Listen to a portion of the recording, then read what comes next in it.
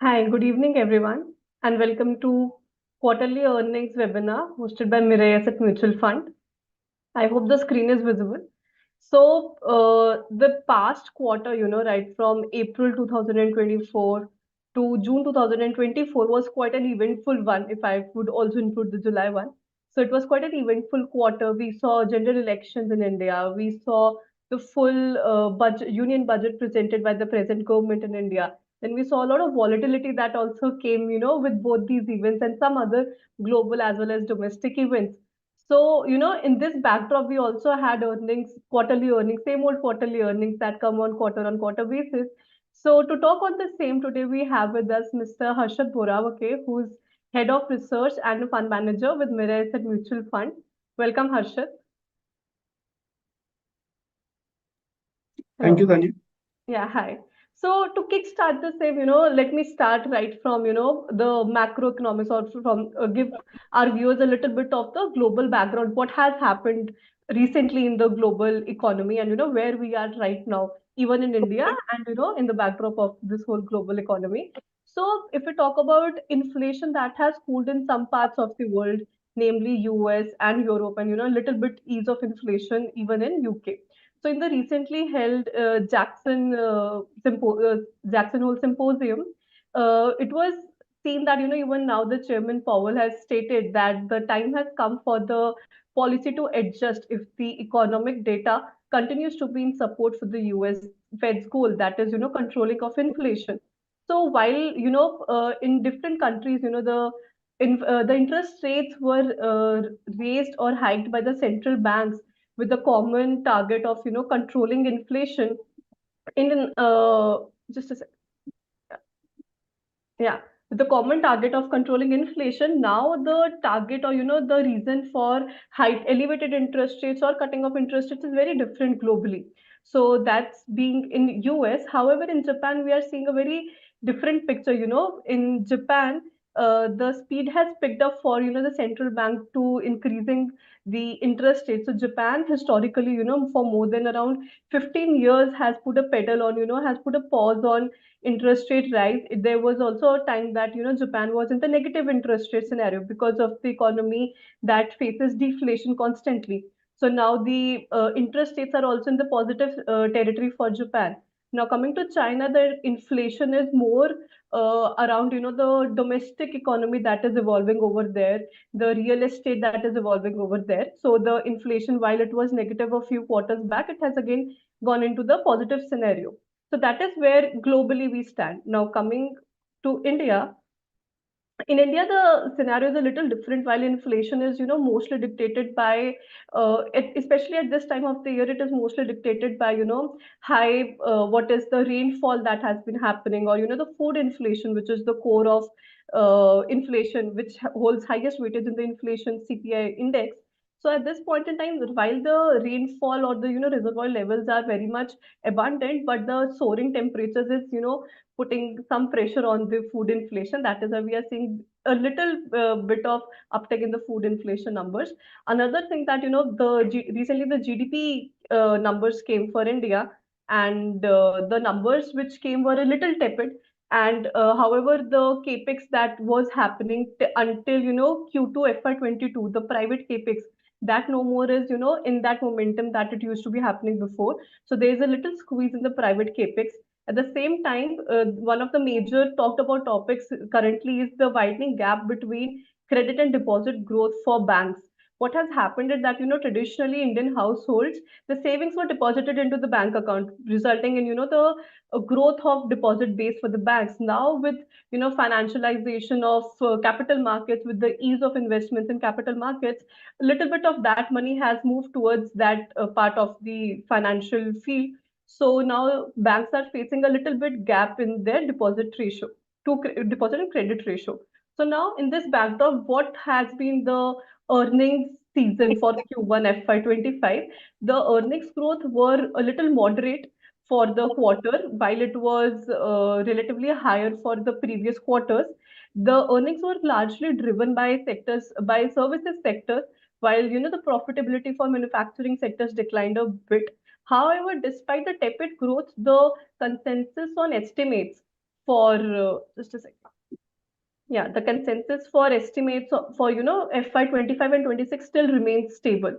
So yeah, in this backdrop, now I would give the panel to Harsha to speak more in detail on the earnings scenario in India. So yeah. Sure. Thanks, Tanya. I think clearly, what you are saying is that while on the global front, economic front, there is some flux, but domestic economy largely, remains in a much better shape vis-a-vis, what we are seeing on the global front. Now, in this backdrop, let's look at, how the 1Q earnings panned out.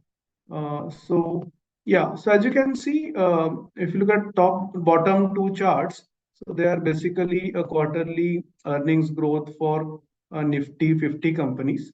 So for this quarter, it was a single-digit growth. I would say it was on expected lines, and the headline single-digit growth was primarily, driven by in oil and gas companies, which have skewed, quarterly performance. For them, the quarterly performance is not much of a significance. But if you adjust for oil and gas companies, exclude oil and gas companies, then the Nifty 50 earnings EBITDA was up roughly 15%. The PAT was up around 11%. I think X of ONG, I think largely in line in terms of historical trend. One of the largest contributors were obviously BFSI, given the higher weight in the index, and auto. After 1Q, if you look at the earnings estimates, Bloomberg consensus earning estimates, so they are largely stable. Slightly, I would say 1% cut on the earnings estimate. So if you look at FY26 EPS of roughly 1316, so it's if you look at FY23 to 26, it's around 18% earnings CAGR. I think largely maintained in terms of earnings growth. Before going to sectors, let's take a broader view in terms of how the sectoral trends have been.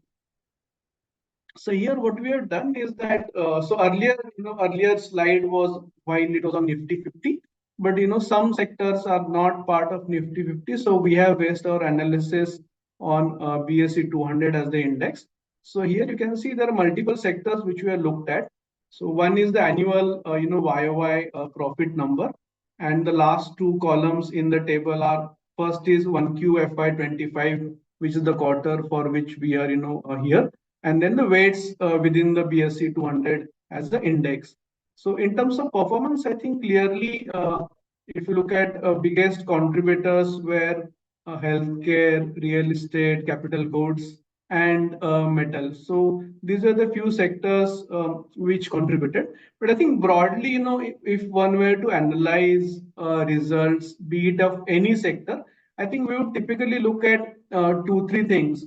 One is, how the revenue growth is. Revenue growth, obviously, as you know, is a combination of volume growth and also combination of value growth. Secondly, the quality of revenue growth or the breakup of revenue growth, how much it is from domestic, how much it is from the overseas. Secondly, I think we'll look at is the raw material price trend. So typically, a gross margin expansion happens if the raw material prices are lower, or if there is a mix change in terms of how the products are sold. And third analysis, which we broadly do, is in terms of where we are in the interest rate cycle. So that is important for companies who are more levered. So for the interest rate costs, or companies who have higher working capital days. So on a broader level, if we were to look at analyze 1Q results, so I think demand was strong in the cyclical sectors, as I said, cap goods, auto, metals, while pharma, because of US, have done well. But I think domestic consumption, as a whole was weaker. I think that trend, I think we'll see in detail in some time. And in terms of raw material, I think prices continue to remain benign, both for metals and other, commodities. Metals is partly due to the slowdown in China, which is overall impacting the overall commodity prices. So netted, I think different trends, but broadly, I think this was what we observed at a broader level. On the export side, I think trends are mixed. While on the IT side, it is slower but still growing. Pharma, as I said, is doing well. Net, I think across the sectors, we saw some doing better, some doing not so better. But largely, going forward, earnings estimate both for FY25 and FY26 are largely maintained. So let's look, let's go sector by sector. So let's start, with the largest sector, which is banking. So in terms of credit growth, headline credit growth, most talked about number. So overall, I think sector grew. This is again, just to remind you, this is for a BSE 200 companies, which largely, obviously, for banking are part of that. We just go back to the banking slide. Yeah. So overall, credit growth stood at around 14 to 15%. Within that, private banks credit growth was higher at 14 to 17, and PSU banks were at around 12 to 15%. NIM story, as you know, has been subdued for some time. Even in this quarter, we saw NIMs largely, remaining at a lower level, primarily because of mix change towards high cost deposits. On the other hand, I think asset quality, continue to remain benign. I think X of, unsecured segment. So net, I think ROA, ROE for the sector was much better.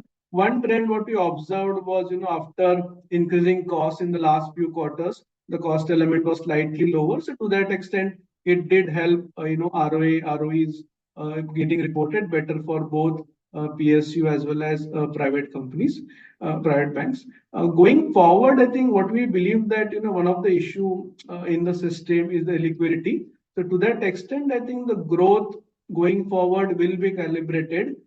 Banks will, kind of be watchful in terms of where to grow, because as long as, the deposit issue is slightly, gets under control. So that is what I think they have to control the credit growth. Secondly, I think in terms of overall asset quality, I think as I said, X of unsecured, I think largely asset quality is in control. So there is not much of a issue. NIM, I think outlook will again depend on, how the funding cost kind of behaves going forward. Net, I think, all the near-term concerns on the banking is more or less already priced into the valuation. So to that extent, I think while there are some near-term hiccups, but nevertheless, I think given the valuations where they are, so this sector remains one of the large, overweight sector for us. So let's move to NBFCs. Story in NBFCs is quite different than banks. So we did see, quite a strong credit growth upwards of 20%, driven by, let's say, auto, affordable housing, and gold. These are the three broad segments where we saw, the growth doing well. NIMs for, I think, housing finance slightly contracted, both pressure on the yields as well as, higher cost of borrowings. While I think on the auto side, NIMs were largely stable, primarily driven by good demand.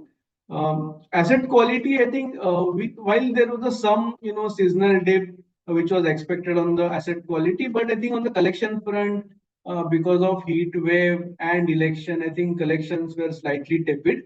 So to that extent, we did see, higher credit costs, particularly, in the microfinance segment.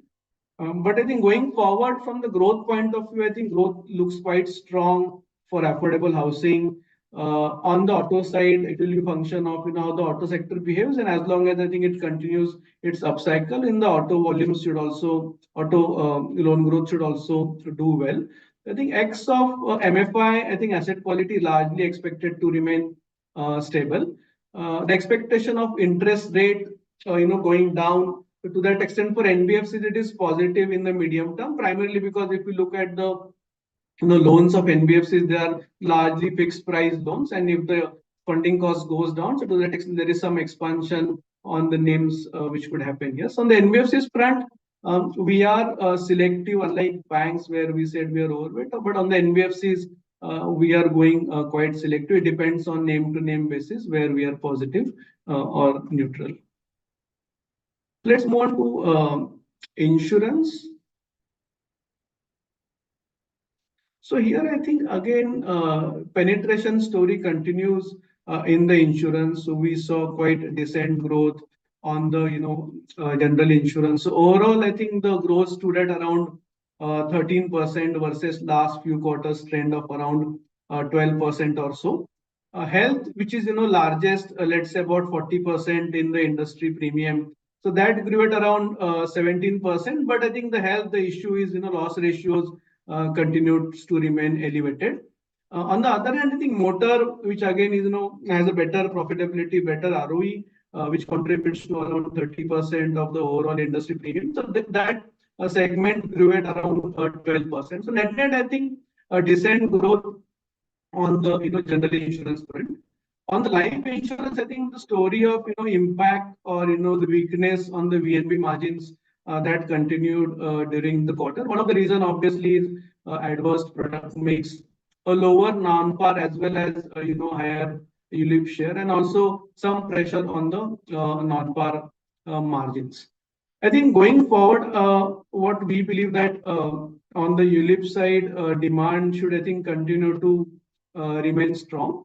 On the life side also, I think AP growth again will remain strong, but I think VNB margins will continue to remain under pressure. And on the general side, I think the growth primarily, better, high profitable on the motor side should continue. Health again, while there is a penetration story, but I think the margins are, kind of tepid on that side.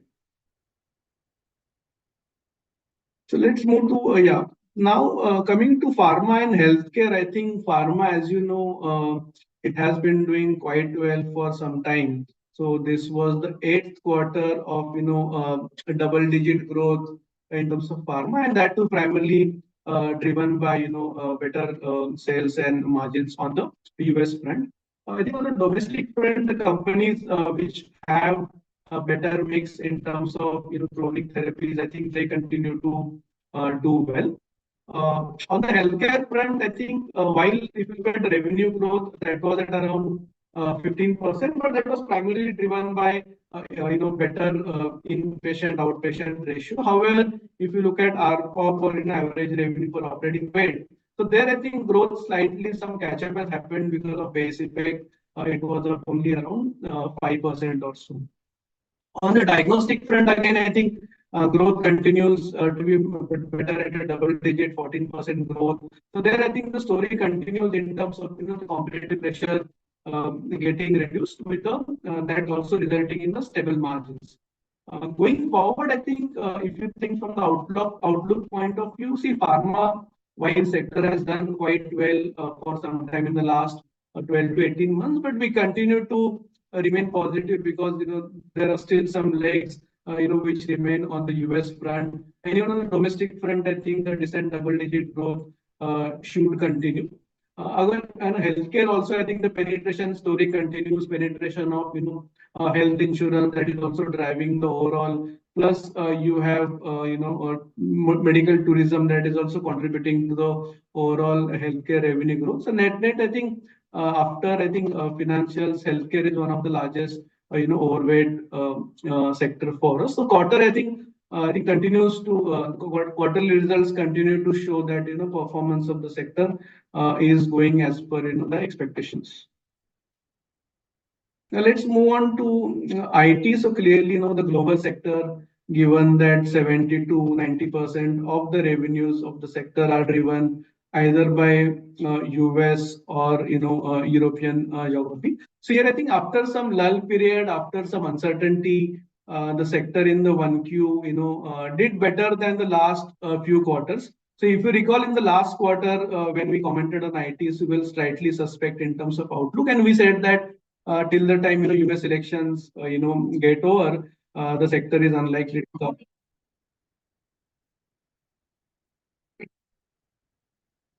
Yeah, the sector is unlikely to do well, but we did see, utilization getting better.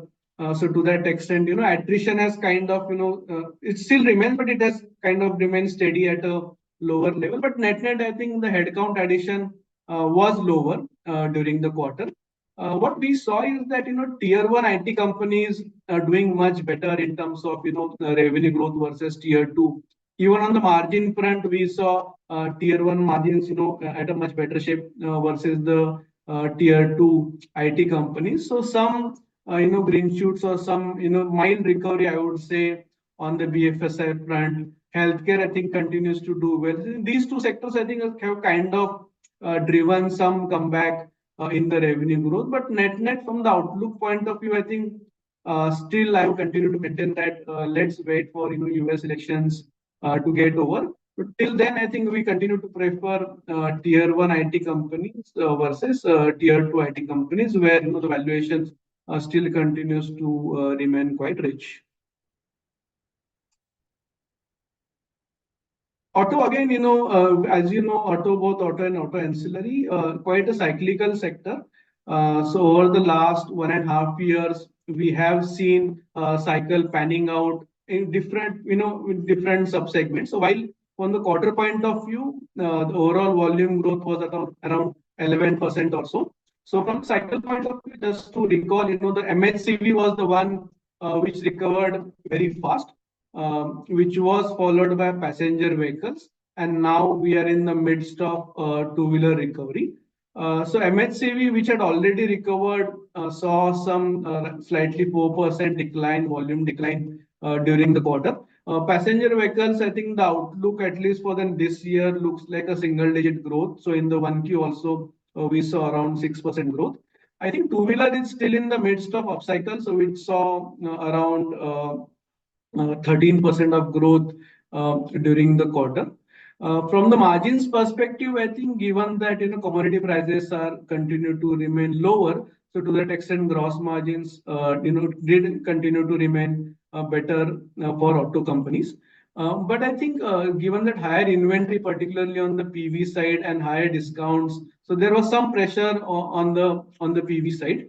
But I think going forward, given that monsoons were better, we are seeing some early signs of recovery on the rural front. So to that extent, I think rural two-wheelers as well as I think tractors to start with should do well. And maybe over the next 2 to 3 quarters, we should see both PV and MSC bottoming out and again starting the upcycle on that front. So on the FMCG again, one of the issue with the FMCG was volume growth remaining quite low. But I think 1Q we saw some revival in the volume growth. We saw commentary of the company slightly getting better. Primarily, I think what changed in the 1Q was outlook or hope from the rural economies. All the many FMCG companies did say that they are seeing recovery on the rural front. But to talk from the quarter point of view, I think what impacted during the quarter was this out of home consumption. I think the reasons remain similar. There was a heat wave, there was election. So to that extent, the out of home consumption was slightly tepid. Gross margin expansion, I think, largely continued for all the companies, but I think that was not translated into EBITDA margin expansion because companies did continue to spend on both marketing as well as distribution. Going forward, again, I think better monsoon, rural economy coming back. While if you look at last 2 to 3 quarters, while their companies as such didn't take much of a price hike, but I think as we move into second half, but festive season, we do believe that that's what the indication from the commentary is that some companies will start taking price hikes. From the valuation point of view, I think sector continues to remain richly valued while there is some reversal in terms of trend. But I think because of valuation, we continue to remain underweight on this sector. So oil and gas again, large part of the profitability of the oil and gas sector is driven by regulatory impact. So here, I think if you look from the upstream companies, so for the upstream companies, I think because the government has largely decided that they will give at least $75 of crude realization for these companies, and on the gas side, it is at around $6.5 per MMBtu.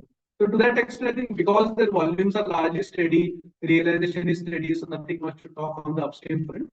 While on the OMCs, oil marketing companies, I think here we saw significantly lower earnings during the quarter. Primarily one because of base effect, and second because of higher LPG losses. Base effect was on two counts. One, the GRM last quarter similar were also higher, and then also marketing margins were higher. Both dipped during the quarter, so we saw a decline. On the CGD, city gas distribution, I think mixed set of results.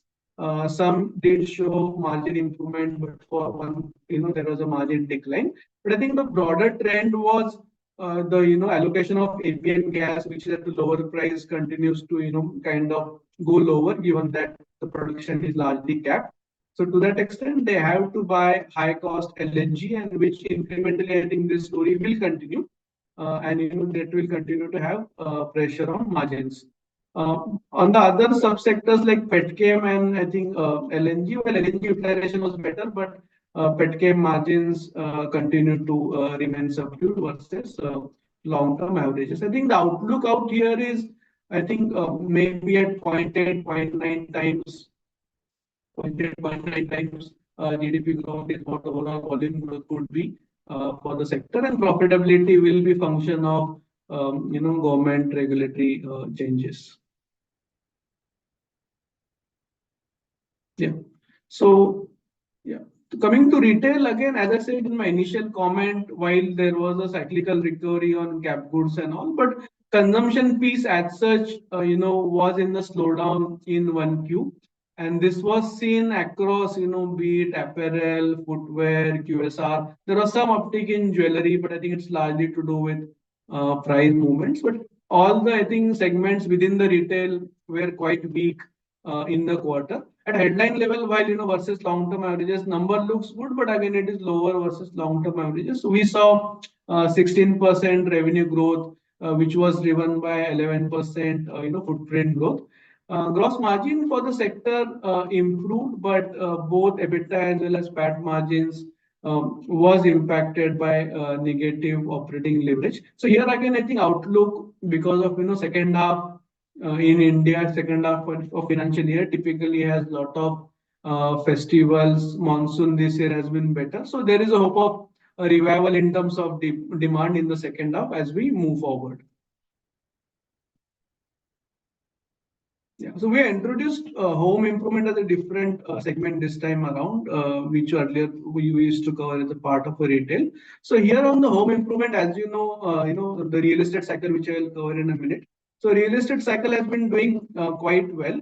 So within that, I think this is one segment which sees a lag effect kind of benefit. So if you were to look at three broader segments, so cooling products did quite well, AC growth of 50%, fans and the refrigerator growth of 15%. But this was again because there was heat wave during the quarter. On the cables and wires front, while the outlook remains quite good, quite positive, but from the quarter point of view, because copper prices were falling, so there was some destocking which happened. So to that extent, from the quarter point of view, growth was lower in the higher single digit. Building materials, which contains tiles, paints, wood panels, multiple sub-segments. I think there, again, while the near-term demand was again tepid, one of the issue during the quarter was, labor availability because of the election period. So to that extent, the quarter was tepid, but outlook, as I said, as and when all these new houses start to get delivered, we will see uptake, in all these sub-segments going forward. So from the quarter point of view, let's not read too much into the quarter. But from the outlook point of view, I think outlook continues to remain quite positive, and this is also one of our overweight pieces from the consumption side. Yeah.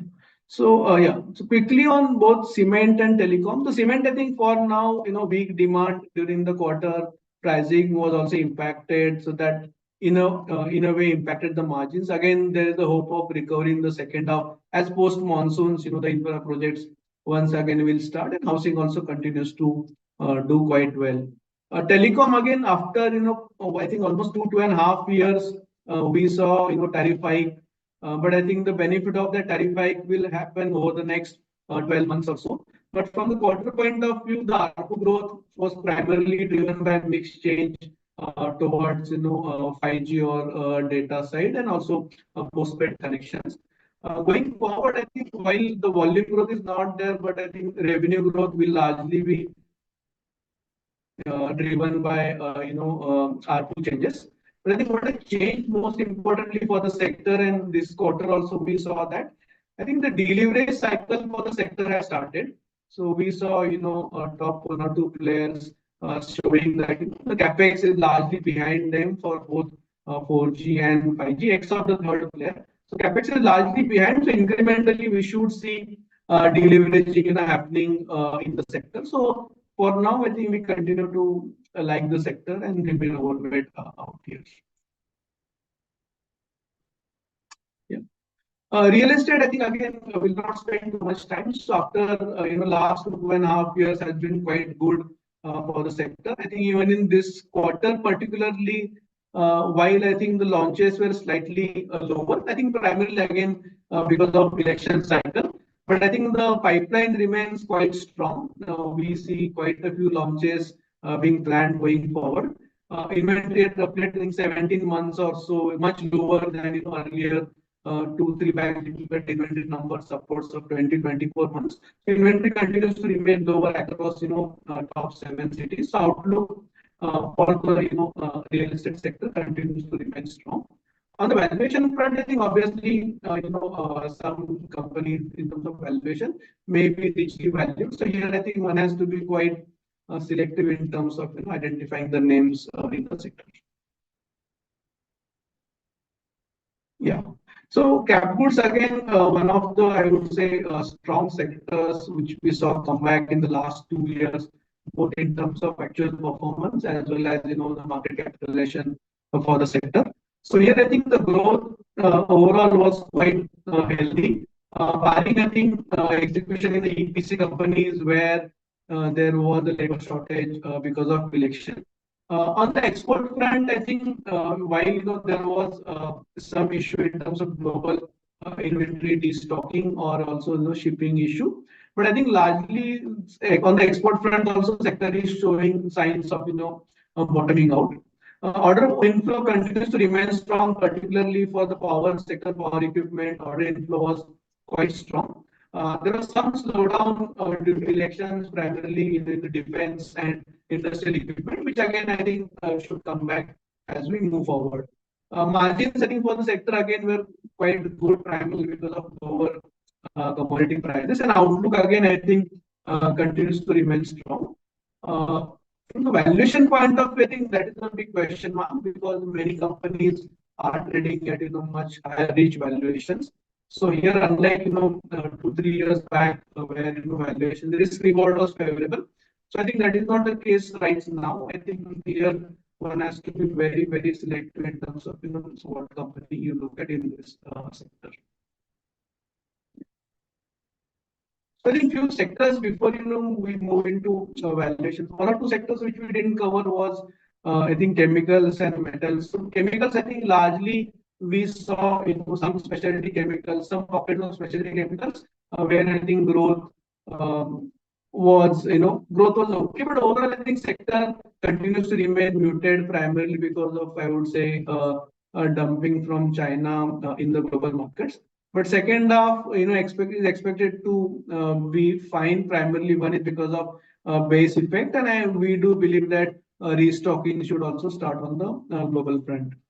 Metals and mining again, global sector.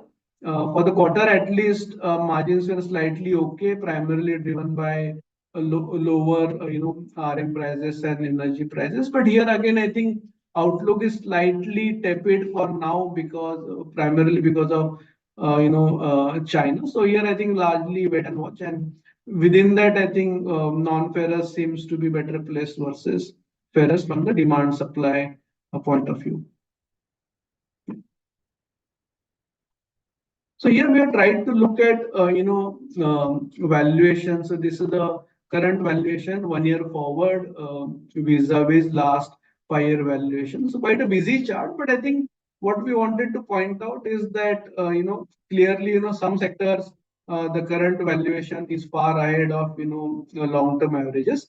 But I think within that also there are some sectors the valuations is not too much away some sectors are still trading or available at long-term 5-year averages. So here I think incrementally one has to be stock selective, one has to be sector selective in terms of how you allocate and build the portfolios.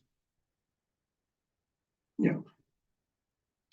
So this is largely a comparison between large cap, mid cap, and small cap. So just focus on the orange line, and the dotted horizontal line is basically long-term average. So here, as one can see, the top, which is the large cap. The large cap is largely trading near, I would say, the long-term averages.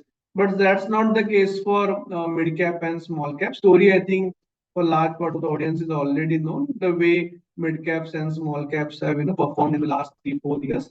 So I think what this kind of indicates, particularly from the data side, is that a large cap seems to be better placed versus mid cap and small cap. If you have to only look at current valuations vis-a-vis historical valuations, obviously it's a question of we have to go company by company wherever risk reward is favorable. One should allocate more money towards that. Yeah. So to summarize, I think 1Q results, while were moderate, but I think it was largely on the expected lines. As I said, X of oil and gas, growth, EBITDA growth, and PAT growth for the Nifty 50 companies were actually a double-digit growth. Going forward, I think while the estimates are maintained, but we need to see demand recovery. As I said, multiple sectors I spoke about. Second half is expected to be better because of festive season. But I think one needs to track how the demand recovery comes back.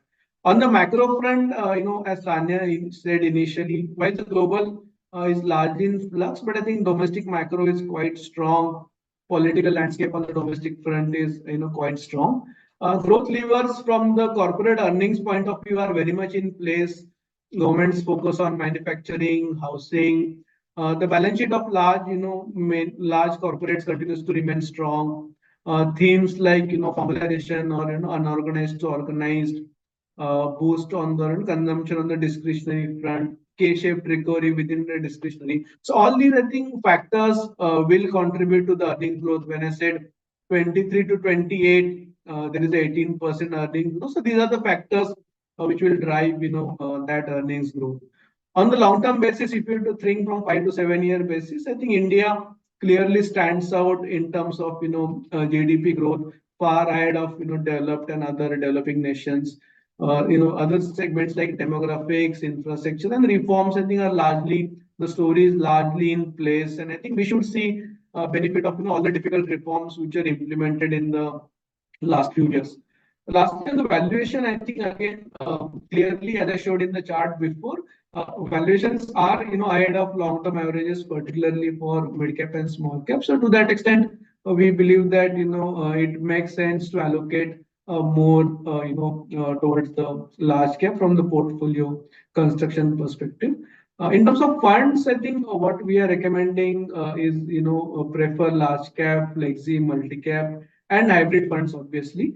And in the thematics, one can look at all the three: healthcare, consumption, and BFSI.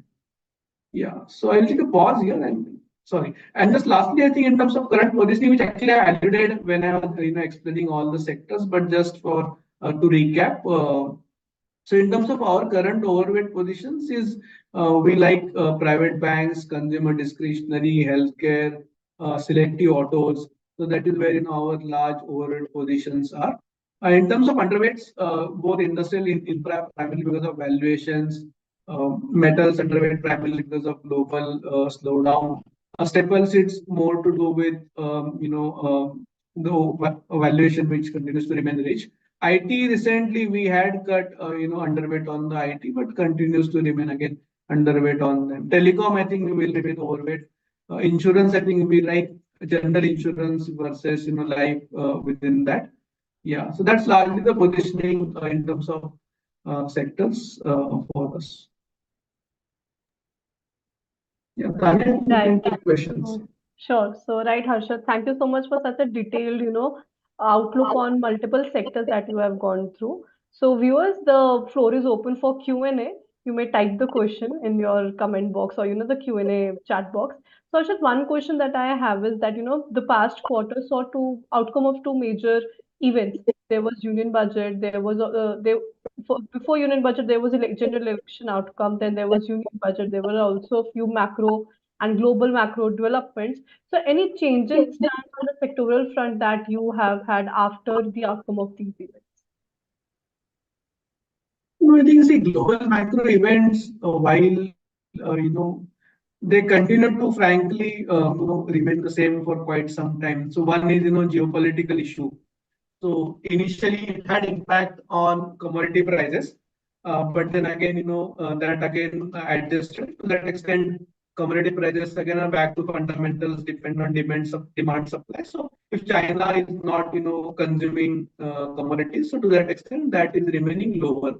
On the macro front, I think what everybody is looking forward to and talking for quite some time, is this change in the interest rate regime. So we have seen inflation, coming down both domestically as well as globally, slightly getting better. Fed has been talking of interest rate cuts. There's a hope that some cut on the interest rate front in September or so. But for us, I think when it comes to investments, frankly, macro as I continue to maintain, it's good to talk about. But for us, it's more about the cash earnings for the company, the valuations to the extent possible. We try to do DCF. So as long as the intrinsic value is higher than the prevailing market cap, I think that's a decision we have to take. Then we are okay to invest in the companies. So interest rate cycle changing is fine. There is a play in terms of we can add more NBFCs. There could be some pressure on banking, but net, I think all these are cyclical kind of factors. So one needs to go through it, and for us, it's more about companies who can withstand all these cyclicality factors and macro factors. Right. So, two major central banks, that's US and, probably also Europe, gave the governors for the central bank gave hint, at the Jackson Hole Symposium that, there could be a probability of interest rate cut. So in such a scenario, will there be any change on the earnings outlook for, the next quarter of or FY25 in general? So if I look at earnings estimates, so of our own internal as well as consensus earning estimate. So partly I think already it's in part of our earnings estimate in terms of the either benefit or impact of because of this interest rate regime. I think the broader theme out here is when interest rate cycle changes. So if you were to look at, let's say, next 1.5, 2 years, if one were to take a view that interest rates will start to go down, so not necessarily, it will suddenly have an impact on demand or not necessarily it will have impact on supply. But what it will change, is the discount factor which we use to, value the future cash flows. So if interest rates were to go down, the discount factor also reduces to the extent, the value of the future cash also, becomes higher. So I think at the current juncture, when markets have done well for quite some time in the last 3 years, I believe that interest rates going down, while may not necessarily boost the markets, but it will definitely, help for markets to have support. Sure. So another question is on chemical sector. The sector has seen consolidation for, around 2 to 3 years. So what's your view on the same? Is it out of the woods yet, the whole chemical sector? No, I would not say it is still out of the woods because see, China, which is one of the largest producer and exporter globally, so that continues to do dumping, particularly in the last 1 year. That's what we have seen. So to that extent, as I also spoke in my comments, so destocking is what we have seen in the last 12 months. Maybe we are still 1 quarter away from China dumping kind of getting over or getting stabilized, and after that we'll see the restocking cycle. So sector is still not out of the woods. It's more of a hope that maybe by the year end, I think we should see demand coming back, prices getting stabilized. Within that, Sure. I think obviously specialty chemicals who have niche, presence. I think they will do well. But I think large part of, domestic chemical sector is a commodity kind of sector. So it will take some time to come back. Sure. So there's another question that does infra look rich in valuation? If so, what are a few reasons for the same? Yeah, I think clearly, see, infra, I would just add more to that. So infra includes for us, industrials, cap goods, those kind of, other sub-segments also. So within that, I think cap goods and industrials, from the conventional valuation point of view, do look, ahead of long-term averages, which we had shown one of the slide, clearly. Infra, I think sector, frankly, particularly EPC names and all, that I think is yet to do a big comeback. So within that, cap goods and industrials are richly valued. I think infra, maybe there is, still some room for, that to grow.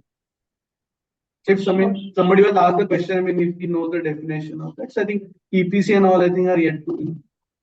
Okay, sure. So, on the banking sector, the comparative valuations for the sector has been attractive for, around last 4 quarters, but somehow they're not getting re-rated. So, Yeah. as per you, what could be the triggering point if there could be a re-rating, in the sector anytime soon? So I think so in the banking, the issue, when the sector did well, what it was more to do with asset quality, or provisioning finally being done. So to that extent, we saw large earnings jump. But in the last 6 to 12 months, the story is more about deposits growth lagging the credit growth. And at the same time, there are some murmurs in terms of, asset quality in terms of unsecured piece. So all this put together, while, sector was primed to kind of, get re-rated, and, these things cropped up in the last 2, 3 quarters. I think maybe another 1 or 2 quarters, sector could remain sideways, primarily because on the deposit front, story is not yet over. We are yet to see, bottoming out on that front. So maybe I think 2 quarters down the line, once there is a decent gap between credit growth and deposit growth, I think then again sector should start to do well. See, the point to understand is 90-95% of the loan book of the banking sector is quite stable. So there is no asset quality issue. But the last 4-5%, I would say, depending on which bank we are talking, where there are unsecured loans, that is where there's some issue is. But I think we have seen sector going through a lot of pain and eventually coming out of it. All the banks are well capitalized. So to that extent, I think it's a matter of time. I would say sector should come back. One thing which is missing, was this private capex. Maybe over the next 6 to 12 months, private capex should also come back. So that will also boost, overall loan growth for the sector. Right. So, thank you so much, Harshad. Any concluding remarks you have, on the overall earnings, or, any going forward, anything you have remarks on the earnings? I think, see, earning, obviously, there are a lot many moving parts. While, it's our job to do this quarterly earnings, review and all. But I think more importantly, one should not lose, long-term picture. So, India upwards of 6, 7, 8% GDP growth. It's kind of oasis, within the whole world. If you think from the investing point of view, political stability is very much there. Corporate earnings growth continues to, good double-digit earnings growth going forward. Commodity currency wise, we are quite stable. So to that extent, I think this is one country, which continues to remain investable from the earnings growth point of view. Valuations, I think it's a matter of time, 6 months after that, we'll start looking on FY27 numbers. So again, valuations will start looking reasonable. So net, I think, continue to remain positive from the corporate earnings growth, and even from, I think there's a decent money to be made on the equity as the asset class going forward. Sure. Thank you so much, Harshad, for your detailed insights, and thank you, viewers, for joining us. You can follow our social media pages for more updates on, equity markets, debt markets, and of course, the mutual funds. Thank you, Harshad. Sure, thank you. Thank you.